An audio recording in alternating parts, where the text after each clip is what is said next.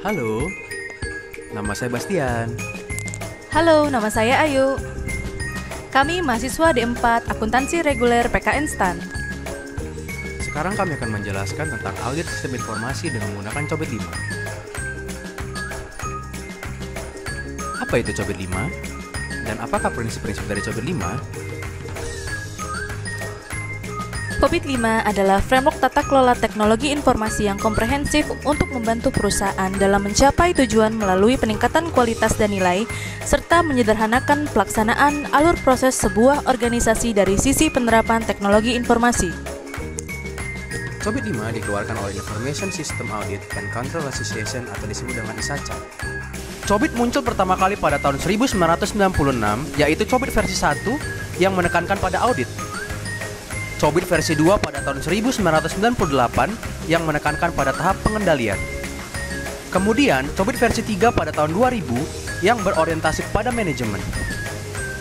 Cobit versi 4 pada bulan Desember 2005 dan versi 4.1 pada bulan Mei 2007 lebih mengarah pada tata kelola TI. Dan terakhir, Cobit versi 5 pada bulan Juni 2012 yang menekankan tata kelola TI pada perusahaan. Cobit 5 mengintegrasikan ITIL, PAL IT, RIX IT, dan ISO. Cobit 5 merupakan prinsip, praktek, dan alat analisis untuk meningkatkan kepercayaan dan nilai sistem informasi suatu perusahaan.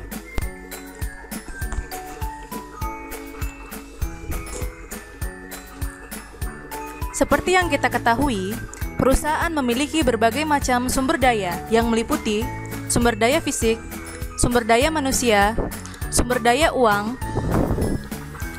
Tapi, ada sumber daya lain yang tak kalah penting loh. Informasi merupakan sumber daya utama yang semakin penting bagi sebuah perusahaan dalam menghasilkan produk maupun layanan dalam bisnis mereka. Salah satu sumber daya yang penting bagi perusahaan dalam pengambilan keputusan. Informasi harus dapat diandalkan kualitasnya. Salah satunya melalui teknologi yang efektif, efisien, dan handal.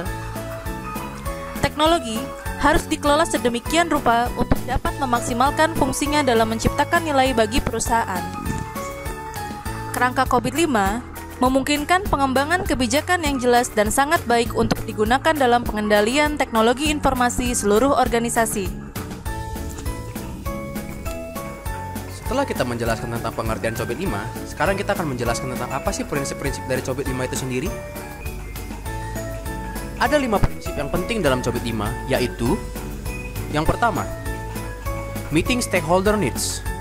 Yang kedua, covering the enterprise end-to-end. Yang ketiga, applying a single integrated framework. Yang keempat, enabling holistic approach.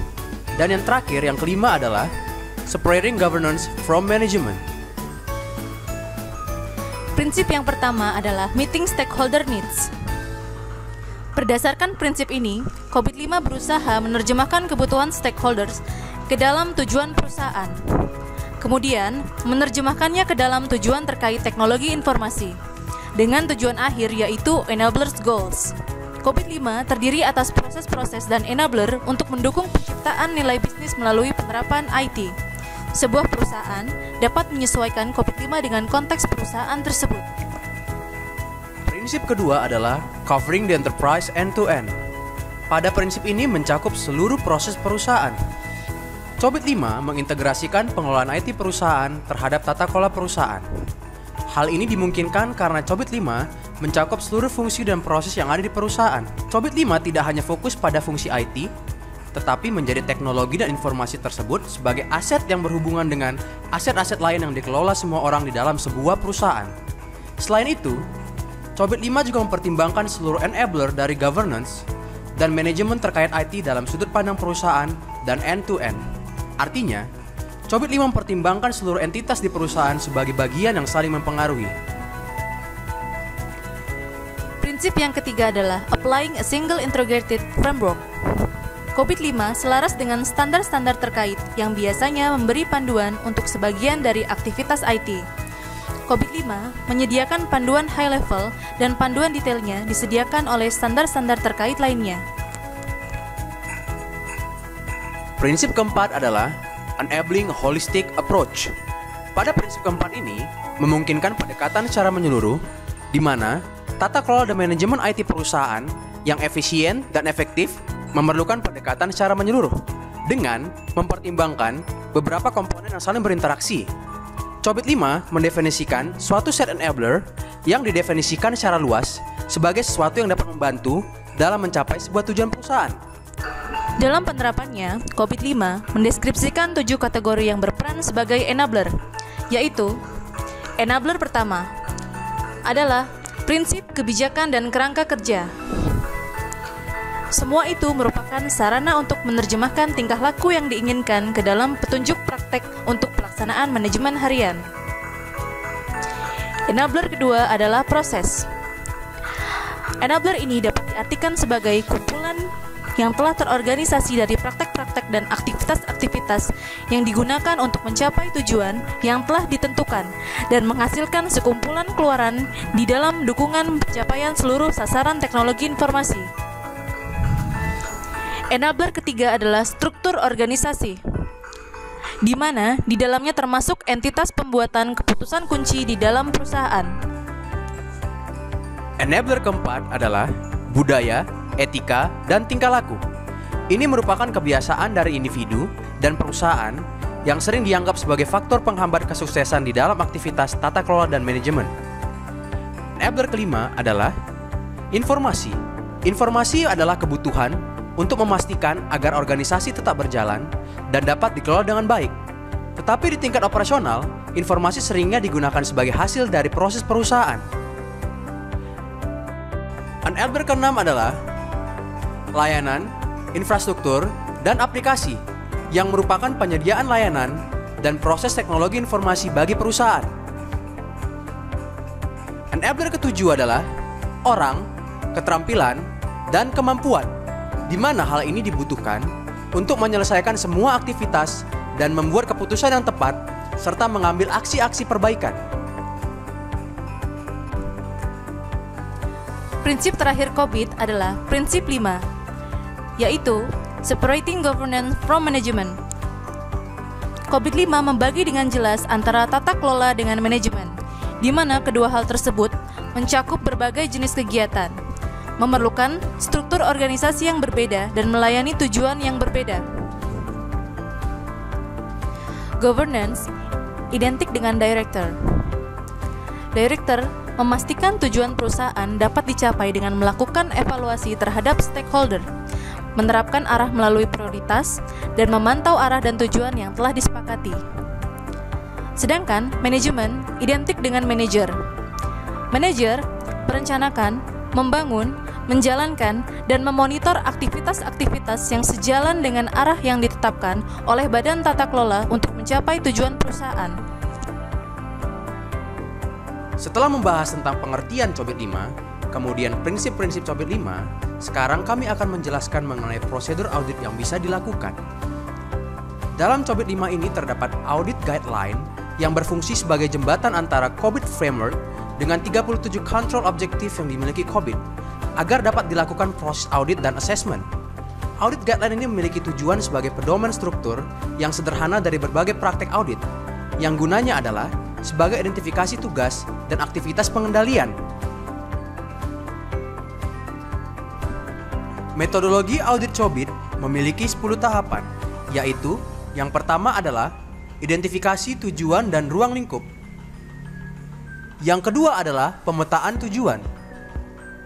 Yang ketiga adalah identifikasi resiko. Yang keempat adalah penentuan kriteria informasi kritis. Yang kelima adalah identifikasi proses IT yang akan diaudit. Yang keenam adalah identifikasi benchmark. Yang ketujuh adalah assessment. Yang kedelapan adalah analisis gap. Yang kesembilan adalah penyusunan program implementasi. Dan yang ke-10 adalah pelaporan. Tahapan pertama adalah identifikasi tujuan dan ruang lingkup. Identifikasi tujuan ini dihasilkan melalui audit charter, pertemuan dengan manajemen auditi, dan penentuan risiko atau area performansi yang penting. Identifikasi tujuan akan menentukan ruang lingkup audit, yang terdiri dari penentuan area, lokasi, tim, dan waktu audit. Dalam kasus e-commerce XYZ, identifikasi tujuan selaku industri e-commerce yang kompetitif adalah penggunaan IT sebagai core strategi bisnis. Backbone dari e-commerce adalah IT yang mumpuni dan terintegrasi. Oleh karenanya, area IT merupakan salah satu area performansi yang penting dalam pencapaian tujuan perusahaan. Kemudian, tahapan kedua adalah pemetaan tujuan. Kita akan membreakdown tujuan entitas dari yang umum hingga ke detail aspek TI. Dari tujuan bisnis yang terdiri atas 4 aspek, yaitu perspektif finansial, perspektif pelanggan, perspektif internal, dan perspektif pembelajaran dan pertumbuhan. Kita breakdown ke tujuan bisnis COVID, lalu breakdown ke tujuan IT pada COVID, kemudian kita breakdown lagi hingga ke 37 proses IT. Proses IT adalah core dari audit COVID, dibagi menjadi 4 area PO, AL, DS, dan monitoring. Misalnya, untuk memetakan tujuan khusus untuk area delivery support.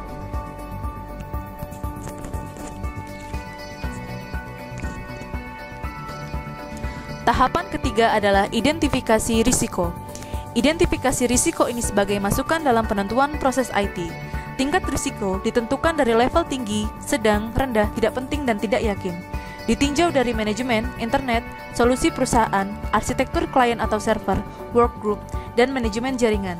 Jangan lupa, kita harus identifikasi internal control yang ada. Apakah terdokumentasi, tidak terdokumentasi, atau tidak yakin. Internal control ini sangat penting karena berperan penting dalam menjamin tingkat risiko yang sudah dikelola oleh entitas. Identifikasi risiko dari industri e-commerce mulai dari infrastruktur, arsitektur klien atau server, dan manajemen jaringan. Identifikasi internal control apakah sudah terdokumentasi atau tidak.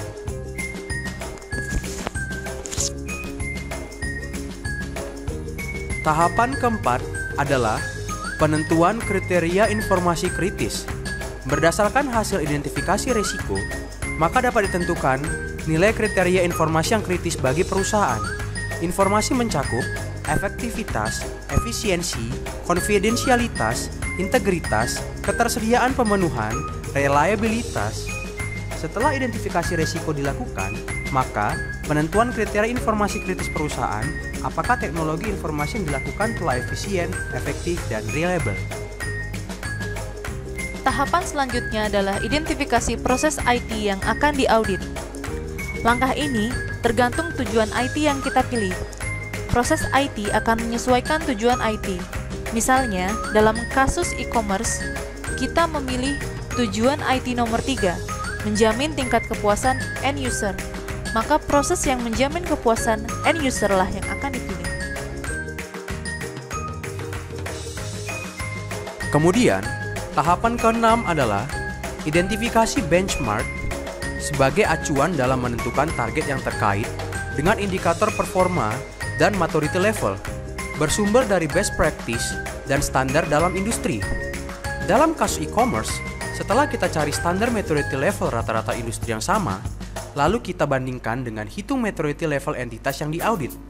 Setelah itu, hitung indikator performa dengan metrik hasil penilaian IT goals, lalu proses goals, kemudian kita proses activity goals.